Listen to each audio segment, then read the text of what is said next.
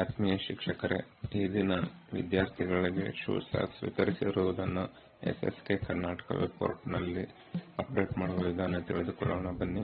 ಮೊದಲು ಯಾವುದೇ ವೆಬ್ ಬ್ರೌಸರ್ನಲ್ಲಿ school education Karnataka government shoes ಎಂದು ಕ್ಲಿಕ್ ಮಾಡಿ. ಆಗ ಈ ಪುಟ ತೆರೆದುಕೊಳ್ಳುತ್ತದೆ. ಅದರಲ್ಲಿ ಬಲಭಾಗದಲ್ಲಿರುವ ಬಾಕ್ಸ್ ಮೇಲೆ ಕ್ಲಿಕ್ ಮಾಡಿದಾಗ ಯೂಸರ್ ನೇಮ್, ಪಾಸ್ವರ್ಡ್, ಲಾಗಿನ್ ಪುಟ ತೆರೆದುಕೊಳ್ಳುತ್ತೆ. ಇದರಲ್ಲಿ ಯೂಸರ್ ಐಡಿ ನಿಮ್ಮ ಶಾಲಾ ಡೈಸ್ ಕೋಡ್ ಆಗಿದ್ದು, ಪಾಸ್ವರ್ಡ್ ನಿಮ್ಮ SDMC ಖಾತೆ ಸಂಖ್ಯೆಯಾಗಿರುತ್ತದೆ. ಅದನ್ನು ನಮೂದಿಸಿ ಲಾಗಿನ್ ಆದಾಗ ಶಾಲೆಯ ಹೆಸರು ಮೇಲ್ಭಾಗದಲ್ಲಿ ತೆರೆದುಕೊಳ್ಳುತ್ತದೆ. ಆನಂತರ ಮಾಡ್ಯೂಲ್ ಅನ್ನು ಕ್ಲಿಕ್ ಮಾಡಿ.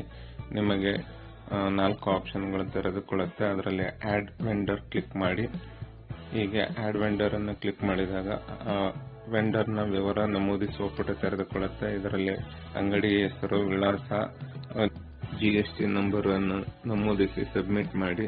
ಆನಂತರ ಕೆಳಭಾಗದಲ್ಲಿ ಅಂಗಡಿ ವಿಳಾಸ ಶೋ ಆಗುತ್ತೆ. ಆನಂತರ ಫಂಡ್ ರಿಸೀವ್ಡ್ ಅನ್ನು ಕ್ಲಿಕ್ ಮಾಡಿ.